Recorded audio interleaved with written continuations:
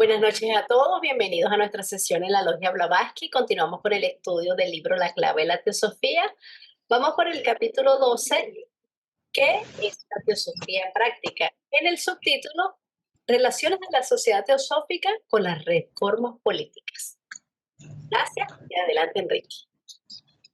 Muchas gracias. Como siempre, es un placer poder saludarles para continuar con el estudio de la clave de la teosofía. Entonces, ahora entramos al subtítulo Relaciones de la sociedad teosófica con las reformas políticas. Y la pregunta es, ¿no es, pues, la sociedad teosófica una organización política? Seguramente que no. Es internacional en el más elevado sentido, puesto que comprende entre sus miembros hombres y mujeres de todas las razas, creencias y opiniones que trabajan unidos por el mismo objeto, el progreso de la humanidad, pero como sociedad no toma parte en ninguna política nacional o de partido, sea cual fuese. Entonces, aquí vemos que se hace mención precisamente a que dentro de la sociedad teosófica cabemos todos, no importa qué creencia profesemos, en qué creamos, a qué raza pertenecemos, eh, los intereses personales aquí se hacen a un lado y se enfoca uno precisamente a los objetivos de esta sociedad teosófica. Aquel que acepta ingresar como miembro, en primer lugar, debe estar de acuerdo con los tres objetivos de la sociedad teosófica. El primero y más importante es formar un centro de fraternidad universal, sin distinción de sexo, casta, raza o color. Y el segundo es el de eh, hacer un estudio comparativo de ciencia, filosofía y religión. Y el tercero, que está relacionado con los poderes latentes en el hombre y las verdades no manifiestas de la naturaleza y del propio hombre. Entonces, en esos tres objetivos está fundamentada la enseñanza, o son los pilares en los que sustenta su existencia la sociedad teosófica desde 1875, año en que fue fundada. Entonces, en eso estamos. Entonces, eh, el objeto primordial es el progreso de la humanidad. Esa es la tarea fundamental que nos han mostrado, además, los grandes seres, los grandes maestros de la humanidad, como para mencionar solamente al Cristo y al Buda. Ellos nos han marcado un camino, una senda por la que estamos transitando y que es precisamente el amor a la humanidad. Entonces, de esa manera, como están bien definidos los objetivos de la sociedad teosófica, de ninguna manera, en ningún momento, se habla de que la sociedad teosófica apoye a algún partido político nacional, local o internacional. No, la, el único partido que tiene la sociedad teosófica es precisamente la humanidad, y a eso es a lo que se apela aquí en esta declaración. Bien, continuamos. Entonces la siguiente pregunta es, ¿por qué? Y la respuesta es, precisamente por las razones que acabo de dar. La acción política, además, debe variar necesariamente con las circunstancias y con la idiosincrasia de los individuos, y si bien por la naturaleza misma de su posición como teósofos, los miembros de la sociedad teosófica concuerdan en los principios de la teosofía, porque de lo contrario no formarían parte de la sociedad. No se deduce de esto que opinen del mismo modo sobre los demás asuntos. Entonces, veamos aquí que eh, la, una de las razones por las que eh, los teósofos no se adhieren, es decir, la sociedad teosófica no se adhiere a ningún partido político, es precisamente porque eh, la sociedad o las sociedades van cambiando sus circunstancias y los partidos políticos se van adecuando de acuerdo a las circunstancias precisamente de de cada nación o de cada sociedad y su idiosincrasia individual.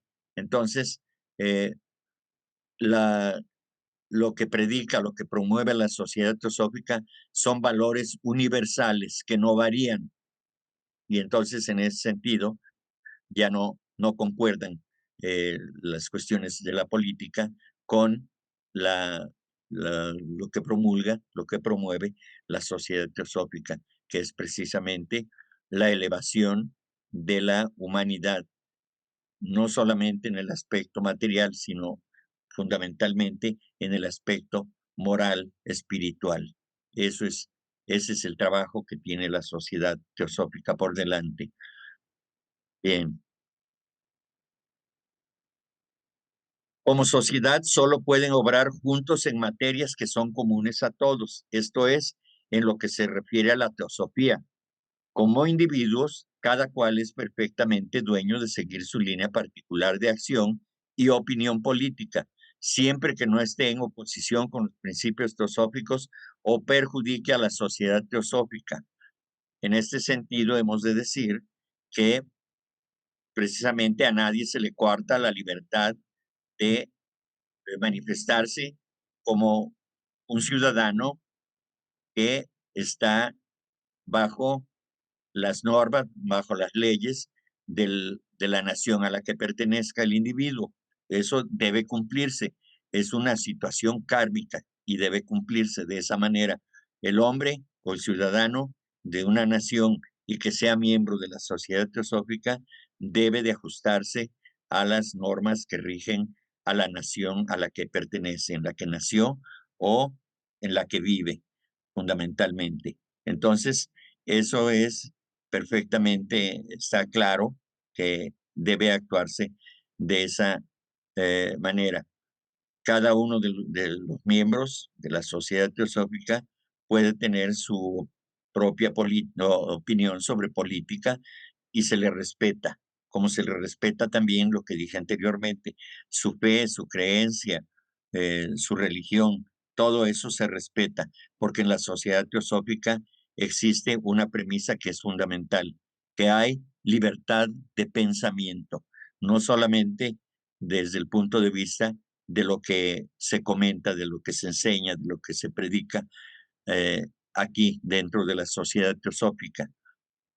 Entonces, hay absoluta libertad. Esa libertad está, en cierto modo, digamos, entre comillas, condicionada a que está condicionada a que haya respeto por la opinión de los demás y también debe haber consideración para aquellos que no estén de acuerdo con nuestras ideas.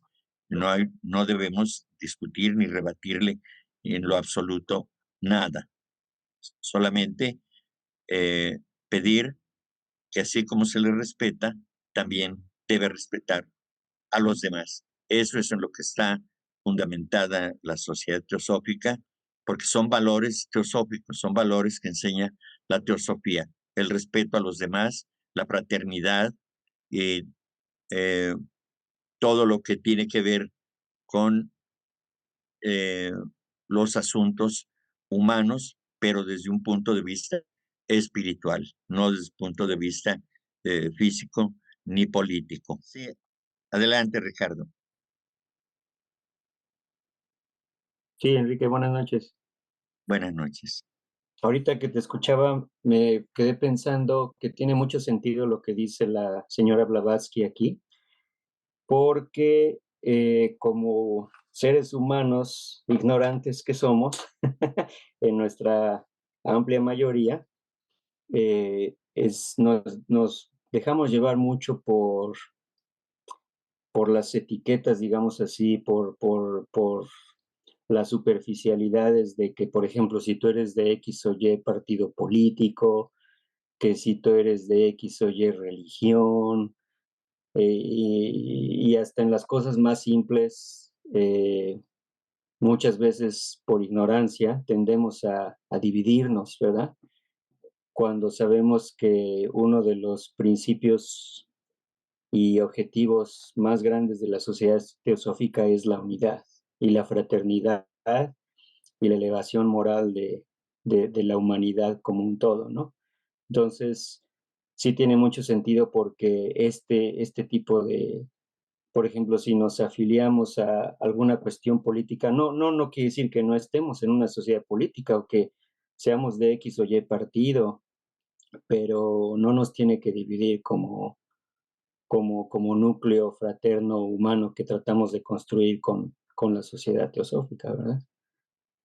Aquí estaba yo pensando, por ejemplo, en Estados Unidos, ahorita el país, y creo que ya desde hace muchos años, está muy polarizado entre republicanos y demócratas, y parece ser que lo mismo sucede en México. Entonces, otra vez, ¿no? Nos mueve la personalidad, nos dejamos llevar por camamanas, y, y pues no se trata de eso, ¿no? Gracias, Enrique. Sí, gracias a ti, Ricardo. Pues sí, así es efectivamente. Hay intereses que mueven las emociones fundamentalmente y de eso se aprovechan los políticos, ofreciendo mil cosas que todas tienden a la confrontación. Y eso es lo que nosotros tratamos de explicar en la Sociedad Teosófica a través de estas conversaciones, precisamente que eh, los políticos tienen su manera de actuar y ellos dicen, y claro que en buena medida así es, de acuerdo a sus ideales o a sus ideas, ellos creen que quieren hacerle un bien a la humanidad, pero es a través de la confrontación. Pero también a través de la confrontación se van, digamos, comparando, haciendo comparación, los individuos de cada nación tenemos que decidir, pero decidir en forma razonada, no solamente por las emociones. Esto es muy importante que lo tengamos en cuenta. Debemos razonar, es decir, con la capacidad de pensar que tenemos, debemos ir más allá de aquello que se nos ofrece, pues debemos valorarlo en función de que hay un pasado. Todos tienen, los políticos tienen un pasado, ya sea porque se afilian a un partido que tiene un pasado, aunque ellos sean nuevos en su afiliación, pero la ideología es la misma. Y entonces persiste, sobrevive ahí todo este género de acciones que tienden siempre a la confrontación. Y en la sociedad teosófica tratamos de que se comprenda que todo es un proceso, pero siempre que estemos acordes con los principios de la fraternidad universal, no de dientes para afuera, sino un, como un principio fundamental y que se practique, ¿verdad? Pero aquí aquí en la sociedad teosófica lo promulgamos, pero también tenemos encontronazos. Entonces, no es algo sencillo, no es algo sencillo de procesar, menos de llevar a cabo. Entonces, estamos en todo esto, estamos promoviendo estas cosas, pero también tenemos defectos. Sí, sabemos, comprendemos, entendemos que es lo correcto, pero no siempre somos capaces de eso que pensamos que es correcto, de ponerlo en práctica, porque no es sencillo. Estamos muy imbuidos en la cuestión material y la cuestión materialista, pues está llena de egoísmo, llena de vanidad, de orgullo y de deseos de poder, deseos de dominar a los demás y todo esto. Pero somos parte de esa humanidad que está tratando de comprender la vida de otra manera, ya tocando los valores espirituales. Y si por el momento no hemos sido capaces hasta hoy de trascender estos asuntos, pues estamos por lo menos intentándolo. Desde luego que no solamente los que somos miembros de la sociedad teosófica, hay seres humanos que están fuera de la sociedad teosófica y que son más proclives, es decir, son más armónicos, eh, teosóficamente hablando, que muchos de los que estamos aquí en la sociedad teosófica, porque ya son teósofos prácticos, y eso es a lo que debemos aspirar, a hacer teosofía práctica, es decir, aplicar la sabiduría divina de manera cotidiana, tratando siempre de alcanzar el objetivo que es el que se acaba de manifestar, la mejora, la elevación de la de los seres humanos, de la humanidad en general. Muy bien. ¿Hay alguien más? Patricia. Adelante, Pat. Hola Enrique, muy buenas noches a todos. Es un Buenas placer noches. estar con ustedes. Buenas noches. Mi pregunta es la siguiente. ¿Por qué el hombre tiene miedo de perder el control en todo? Porque al final de cuentas siempre ha sido ese miedo de perder ese control, ¿no? Que lo lidera y que lo que le da es poder, ¿no? Sí, pues bueno, psicológicamente diríamos porque tiene inseguridad. Ahora, desde el punto de vista de la vida misma, es que tiene que ver ahí, en parte, el egoísmo, porque eh, tendemos como seres humanos a apoderarnos de todo y de todo lo material, incluyendo a las personas. Entonces, uno se siente seguro cuando posee algo. ¿Por qué? Porque es lo que le da sustento, es lo que le da a uno certeza de alguna manera y entonces, pues uno cuida o tiene cuidado de que no se vaya a alejar de nosotros o una persona o las personas o una riqueza o el poder y todo esto. Entonces, a los seres humanos nos gusta en esta etapa, en general, nos gusta tener ese control sobre todo, ¿sí? Pero nos olvidamos de lo primordial, que debemos tener control sobre nuestros pensamientos, sobre nuestras emociones y sobre todo lo que pensamos, ¿no? Entonces, eso es lo que yo creo que orilla al hombre a, a volverse temeroso, a tener miedo de perder aquello, porque solamente las posesiones le hacen sentir con cierta seguridad, ¿no? Entonces, creo que por ahí va el asunto, es lo que yo pienso. Pero no se desentenderá, claro está, la sociedad teosófica de las cuestiones sociales que con tanta fuerte fuerza se vienen imponiendo. Y la respuesta es, los principios mismos de la sociedad teosófica son una prueba de que esta, o mejor dicho, muchos de sus miembros no se desentienden de aquellas, es decir, de las cuestiones sociales. Si solo vigorizando,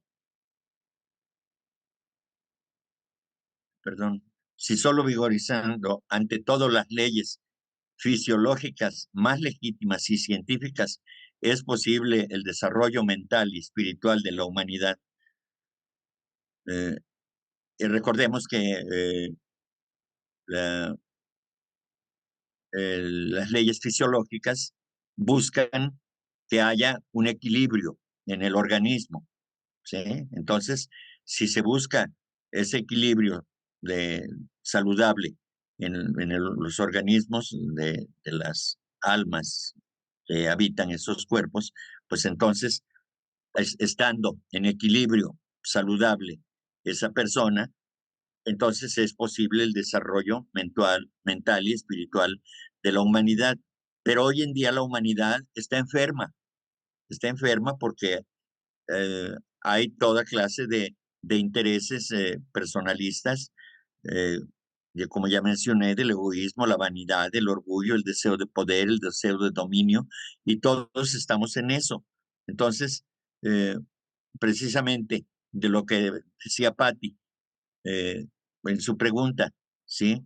Tenemos miedo porque tenemos miedo a perder esa seguridad que nos da el tener el dominio sobre otros, ya sea mental o material o como sea, pero un dominio al fin y al cabo, o tener, tener dinero, tener riquezas para poder comprar la justicia y comprar todo lo que nos venga en gana y de esa manera satisfacer a nuestra parte emocional. Entonces, todo eso tiene que ver precisamente con el equilibrio que debe guardar el organismo del hombre físico, para que tenga la oportunidad de desarrollarse, de proyectarse mejor a nivel mental y espiritual.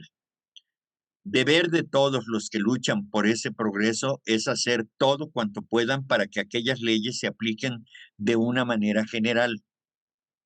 Pues sí, pero lo que pasa es de que eh, los que se encargan de hacer esto eh, a veces sirven a intereses particulares o, en términos generales, la humanidad, bien a bien, pues cree más en sus propias convicciones que en la guía que puedan darle los profesionales de la salud en este sentido o en otra materia, ¿no? Un psicólogo, un psiquiatra, etcétera, etcétera, ¿no?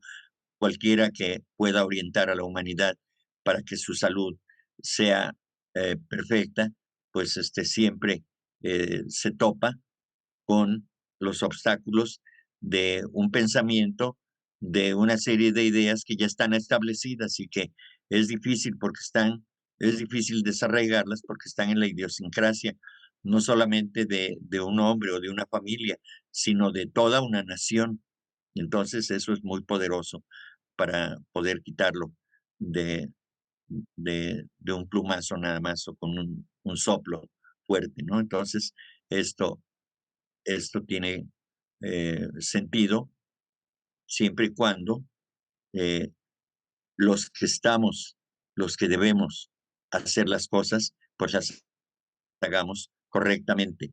No solamente recibir la incentivación de terceros, sino que uno mismo, por sí mismo, debe de asumir esa responsabilidad para que se vaya cambiando. Recordemos que si uno cambia, todo el mundo cambia. ¿Por qué? Pues porque ya vemos las cosas de manera diferente. Luego dice, bien saben todos los teósofos que, por desgracia, especialmente en los países occidentales, el estado social de las masas hace imposible educar como es debido su cuerpo y su espíritu, lo que es causa de que el desarrollo de ambos esté paralizado. Bueno, pues es la confirmación de lo que había dicho justamente, ¿verdad? En la medida que haya cuerpos sanos, habrá una sociedad sana. Y habiendo una sociedad sana, desde el punto de vista físico y mental y emocional, entonces habrá espacio para darle entrada a la espiritualidad. De otra manera, no. Como esa educación y desarrollo es uno de los objetos expresos de la teosofía, la sociedad teosófica simpatiza y concuerda enteramente con todo verdadero esfuerzo en este sentido. ¿Sí? Entonces, sí hay sistemas como el sistema Montessori, por ejemplo, en que hace que el individuo desde su más tierna infancia, que ya está apto para estar en el jardín de niños, pues eh, empiece a experimentar eh, una libertad, una libertad que es vigilada, que es cuidada y que es eh, guiada por quienes están a cargo de los educandos que están bajo ese sistema. En general, en el mundo tenemos el sistema educativo de tipo competitivo, que es un sistema memorizador y no es de comprensión completamente, y mucho menos encaminado a la comprensión de los valores y cuál es su importancia. ¿Sí? La semana pasada, cuando Miguel, bueno, el domingo que habló Miguel acerca de los aspectos de la educación, alguien preguntaba si había pues, escuelas teosóficas. Sí las hay. Por supuesto que en la India el señor Olcott, el coronel Olcott, fundó varias escuelas, muchas escuelas, tanto en Ceilán como en la India propiamente, y continúan esas escuelas con esa línea, con la línea teosófica. Incluso hay universidades actualmente. En la India hay una universidad o varias que son sus enseñanzas con su sistema es desde el punto de vista de la teosofía. No sé si en Massachusetts, en Estados Unidos, hay una universidad que tiene a la teosofía como dentro de su currícula, dentro de sus materias de estudio. Y así, poco a poco, se irá dando todo esto. ¿Sí? A mí, de manera personal, en alguna ocasión, cuando estaba en el ejercicio de la docencia, en la rama de la educación física, pues en alguna ocasión tuve que dar una plática, porque me pidieron una plática para todos los compañeros maestros de educación física, y entonces les hablé desde el punto de vista de que los niños, nuestros educandos, verdaderamente son almas, y que a través de la educación física debiéramos buscar armonizar sus movimientos eh, el- desde el punto de vista del desarrollo psicomotriz, la psicomotricidad fina y la psicomotricidad gruesa. Y de esa manera uno se va dando cuenta cómo los niños van avanzando en su desarrollo. eh, Enseñar los valores eh, éticos eh, que elevan la condición de los niños desde el punto de vista moral, pues es importante. Hay valores como el respeto, la solidaridad, la constancia, la fuerza, la voluntad, todo eso se enseña en educación física, nada más que se enseña bajo los sistemas actuales desde un punto de vista de competición. Entonces, eso da al traste precisamente con la enseñanza teosófica. En mi caso, tuve la oportunidad de que de pedirles a los niños que no sufrieran si nos tocaba perder un partido de fútbol, de básquetbol, de voleibol, etcétera, porque no siempre se puede ganar y siempre debemos dar el valor a los demás, porque los demás también cuentan.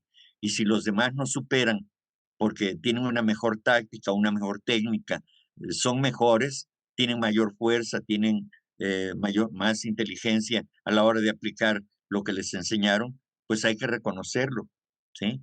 Entonces, perder un partido de fútbol o de voleibol, de lo que sea, de los deportes de conjunto, pues no debe de molestar al niño.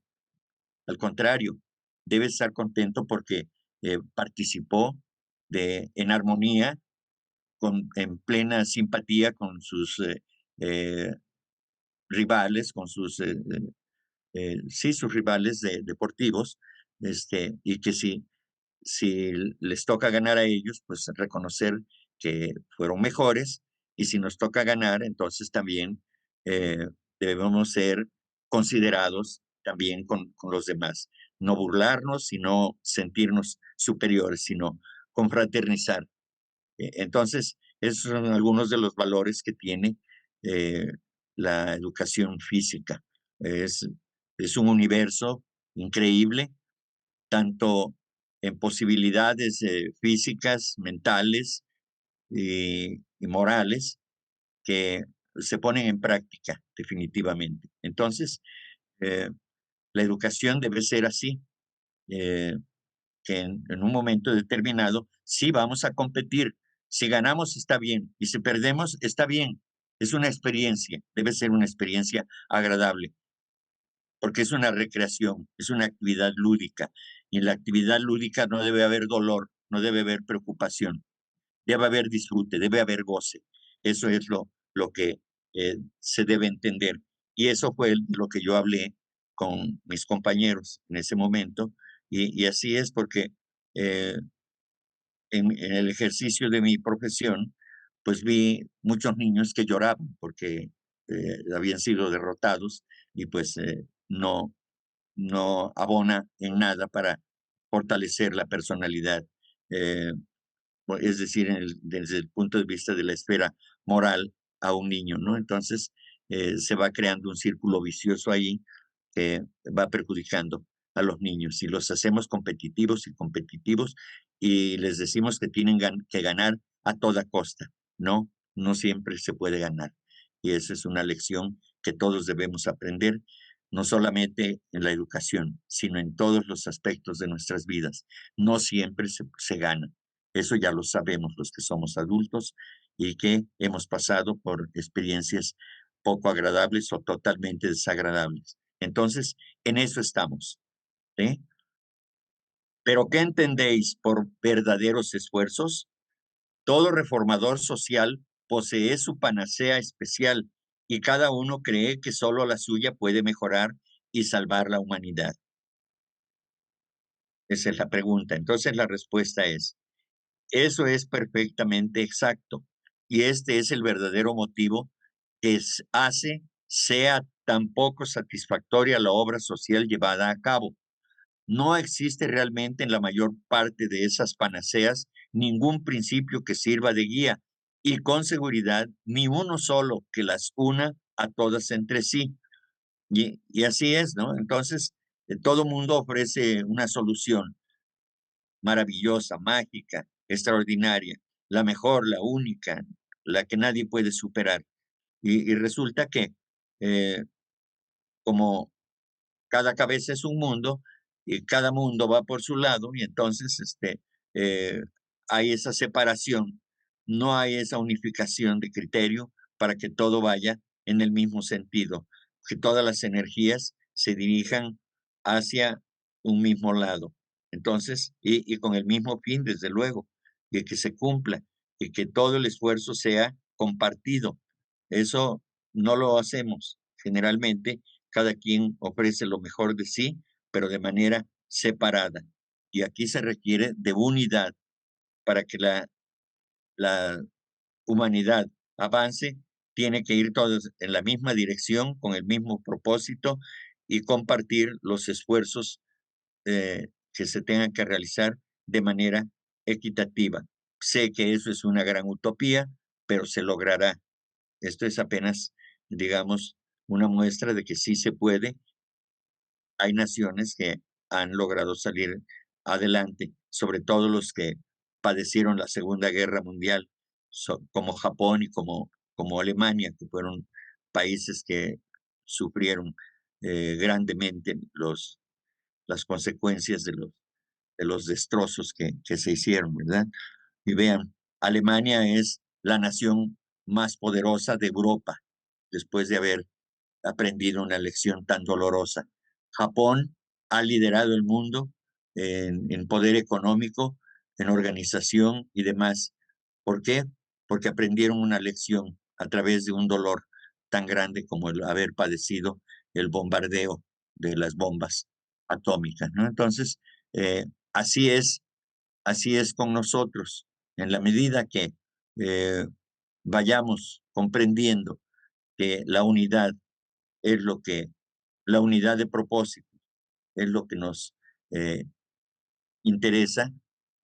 Entonces, de esa manera debemos ser prácticos y aplicar lo que tengamos como valores para que sirva a la unidad, para que sirva a todos. Eso es lo fundamental del trabajo teosófico, que debemos ser sinceros, que debemos de tratar de que avancemos todos, no solamente uno, sino todos, y que sea en el mismo sentido, para que se ahorre energía, para que haya esa economía de esfuerzo, de economía de energía, porque si todos jalamos al mismo tiempo, si todos hablamos el mismo lenguaje y todos nos entendemos, las cosas son más fáciles de llevar.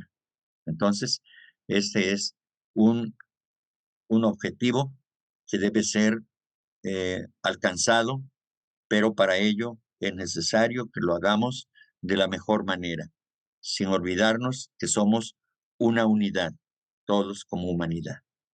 ¿Cómo deben aplicarse los principios teosóficos a fin de que la cooperación social pueda fomentarse y aplicarse los verdaderos esfuerzos al mejoramiento de la sociedad? Y la respuesta es: permitidme que os recuerde cuáles son esos principios. Unidad y causalidad universales, solidaridad humana, ley de karma, reencarnación. Estos son los 4 eslabones de la cadena dorada que debiera unir a la humanidad, formando así una sola familia, una fraternidad universal. Yo quiero leerles lo que se relaciona con esto precisamente, pero como es algo extenso, hasta donde me alcance el tiempo, que me quedan como 8 minutos, ahí me voy a quedar, y la siguiente sesión continuamos con esta misma pregunta y respuesta. Entonces, habla de los 4 principios: unidad y causalidad. Entonces, en la doctrina secreta se dice: el principio fundamental de la verdadera filosofía oculta es la unidad y absoluta homogeneidad del elemento divino, eterno y uno. Seguidamente dice: no existe más que un solo elemento y es imposible comprender nuestro sistema antes de haber fijado firmemente este concepto en la mente. Este elemento es, pues, hablando metafísicamente, el único substrato o causa permanente de todas las manifestaciones de este universo fenoménico.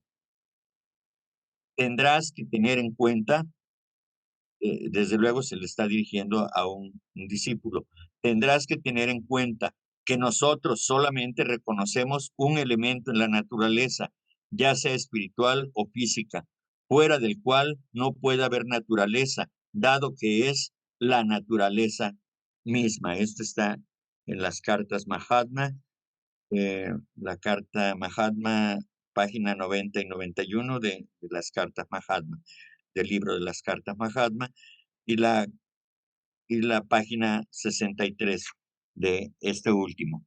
Luego seguimos con la causalidad, de la que aquí se habla también. Entonces, dice: en sociología, así como en todas las ramas de la verdadera ciencia, la ley universal de la causalidad también se aplica, pero esta causación necesariamente implica, como su resultado lógico, esa solidaridad en la que la teosofía insiste tan fuertemente. Si la acción de uno reacciona en las vidas de todos, y esta es la verdadera idea científica, entonces solamente cuando todos los hombres se convierten en hermanos y todas las mujeres en hermanas, y cuando todos practiquen en sus vidas diarias la verdadera fraternidad, podrá alcanzarse alguna vez la verdadera solidaridad humana, que yace a la raíz de la elevación de la raza. Es esta elevación y reacción, esta verdadera hermandad en la que cada quien vivirá por todos y todos por cada uno, que es uno de los principios teosóficos fundamentales que todo teósofo debería estar obligado no solo a enseñar, sino a llevar a cabo en su vida individual. Esto lo dice en el mismo libro que estamos estudiando, seguramente más adelante. El destino, tal como lo entienden los ocultistas, es meramente la cadena de causación que produce su serie de efectos correspondientes. Alguien que haya seguido cuidadosamente las enseñanzas del ocultismo, tal como se han divulgado, sabe que todo individuo es su propio creador o su propio padre, es decir, nuestra futura personalidad será el resultado de nuestra forma actual de vivir. Y hasta aquí lo dejamos. Oh, creo que tengo 5 minutos todavía, perdón. Entonces, esto es en cuanto a la unidad y a la causalidad. Ahora vamos con la solidaridad o fraternidad universal del hombre y su unidad con la naturaleza y el universo. Esta es la única base segura de una ética universal. Es solo la filosofía divina, la fusión espiritual y psíquica del hombre con la naturaleza, la que, al revelar las verdades fundamentales que yacen escondidas bajo los objetos sensibles y de percepción, puede promover un espíritu de unidad y armonía a pesar de la gran adversidad de credos antagónicos. La teosofía, por lo tanto, espera y exige de los miembros de la sociedad una gran tolerancia mutua y caridad con los defectos de los demás, ayudándose mutuamente de buena gana y sin quejarse en la búsqueda de las verdades en todo departamento de la naturaleza moral y físico. Y este modelo ético debe aplicarse resueltamente a la vida diaria. Estas son algunas de las palabras para la vida diaria escritas por un maestro de sabiduría. Esto es un extracto de la revista Atma Vidya.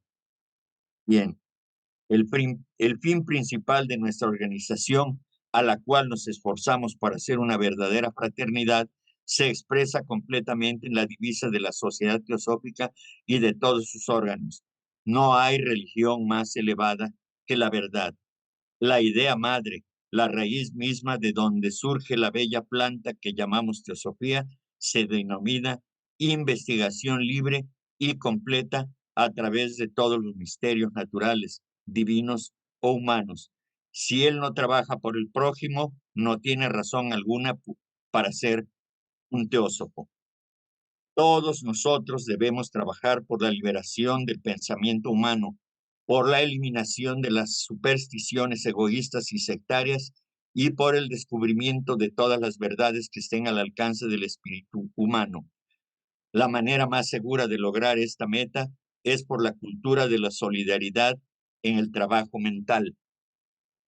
Al fin de cuentas, el más grande de los materialistas, al igual que el más trascendente de los filósofos, confiesa la omnipresencia de un proteo impalpable, omnipotente, en su ubicuidad a través de todos los reinos de la naturaleza, comprendiendo en estos al hombre, proteo indivisible en su esencia, sin forma y no obstante que se manifiesta en toda forma, que está aquí, allá, por todas partes y en ninguna, que es el todo y la nada, que es todas las cosas y siempre uno, esencia universal que une, limita y lo contiene todo y que todo lo contiene.